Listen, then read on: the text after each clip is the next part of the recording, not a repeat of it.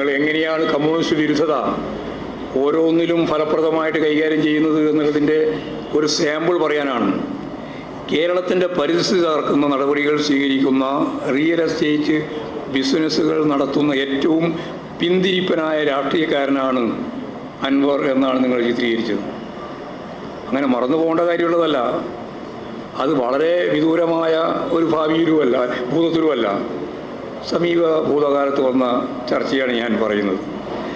സാമൂഹ്യദ്രോഹി എന്ന നിലയിലുള്ള പ്രതിപാദനത്തിനായിരുന്നു പൊതുവിൽ മാധ്യമങ്ങൾ അന്ന് ആ പദം ഉപയോഗിച്ച് അൻവറിനെ പരിചയപ്പെടുത്തിയത്. അത്തരത്തിൽ മാധ്യമങ്ങൾ ചിത്രീകരിച്ച അൻവറിനെ ഇപ്പോൾ പ്രാധാന്യം നൽകുന്നു എന്നത് ശ്രദ്ധേയമാണ്. അവരുടെ പരാതികളെ ഇടതുപക്ഷ രാഷ്ട്രീയത്തിനെതിരായി ഉപയോഗിക്കുന്നതിനുള്ള ശ്രമങ്ങളാണ് ഇപ്പോഴും നടത്തിക്കൊണ്ടിരിക്കുന്നത്. ഇത് മനസ്സിലാക്കി മുന്നോട്ടേക്ക് പോകാൻ സാധിക്കേണ്ടതായിട്ടുണ്ട്. ഇടതുപക്ഷ രാഷ്ട്രീയത്തിൻ്റെ ഭാഗമായി എന്നതുകൊണ്ട് മാത്രമാണ് അൻവറിനെ അന്ന് അവർ എതിർത്തത്. ഇപ്പോഴെങ്കിലും മനസ്സിലാക്കുന്നത് എല്ലാവർക്കും കൃത്യമായിട്ട് രാഷ്ട്രീയ വിരുദ്ധത അല്ലെങ്കിൽ കമ്മ്യൂണിസ്റ്റ് വിരുദ്ധത എങ്ങനെയാണ് പ്രയോഗിക്കുന്നത് എന്ന് മനസ്സിലാക്കാൻ അവസരം നൽകുന്ന ഒന്നാണ്. അൻവർ പിന്തുണക്കുന്ന ഇടതുപക്ഷ രാഷ്ട്രീയത്തിന് ഒപ്പം നിൽക്കുമെന്നും അതാണ് അൻവറിൻ്റെ ഏറ്റവും പ്രധാനപ്പെട്ട ഏറ്റവും അവസാനം വരെ പറഞ്ഞിട്ടുള്ള കാര്യം.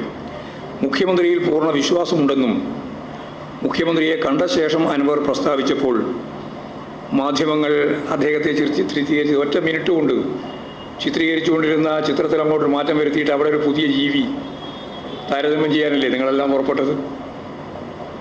എത്ര വേഗമാണ് മാറുന്നത്! ആ മാറ്റമാണ് കേരളം കണ്ടത്. അപ്പോൾ അൻവർ തന്നെ പറഞ്ഞു ആ ജീവി അത്ര മോശമല്ല, എലി, അതാണല്ലോ നിങ്ങൾ ഉപമിച്ചത്. അപ്പോൾ യഥാർത്ഥത്തിൽ കമ്മ്യൂണിസ്റ്റ് വിരുദ്ധത അങ്ങേ അറ്റം വരെ കൊണ്ടുപോയി അതിൻ്റെ ഭാഗമായിട്ട് അൻവറിനെ എങ്ങനെയാണ് ഉപയോഗിക്കാനാവുക എന്നുള്ളതാണ് മാധ്യമങ്ങളും അതുപോലെ തന്നെ ബൂർഷ്വാ പാർട്ടികളും യഥാർത്ഥത്തിൽ ശ്രമിച്ചുകൊണ്ടിരിക്കുന്നത്. ഇടതുപക്ഷ രാഷ്ട്രീയത്തോട് ചേർന്ന് നിന്നു കഴിഞ്ഞാൽ അയാൾ മോശക്കാരനാവുന്ന പ്രക്രിയയാണ് അൻവറിൻ്റെ ഇക്കാര്യത്തിലും അവർ ആവർത്തിച്ചിട്ടുള്ളത്. ഇത്തരത്തിൽ സർക്കാരിൻ്റെയും ഇടതുപക്ഷ രാഷ്ട്രീയത്തെയും എതിർക്കുവാനുള്ള സാധ്യതകൾ അന്വേഷിക്കുന്ന മാധ്യമങ്ങളെ സംബന്ധിച്ചിടത്തോളം ഇതൊരു ആഘോഷമാക്കി മാറ്റുവാനാണ് ഇപ്പോഴവർ ശ്രമിച്ചുകൊണ്ടിരിക്കുന്നത്. എന്നാൽ ഇത്തരം മോഹങ്ങളൊന്നും നടക്കാൻ പോകുന്നില്ലെന്ന് ബൂർഷ്വാ രാഷ്ട്രീയ പാർട്ടികളും മാധ്യമ സുഹൃത്തുക്കളും ഓർക്കുന്നത് നല്ലത് എന്നാണ് എനിക്ക് പറയാനുള്ളത്.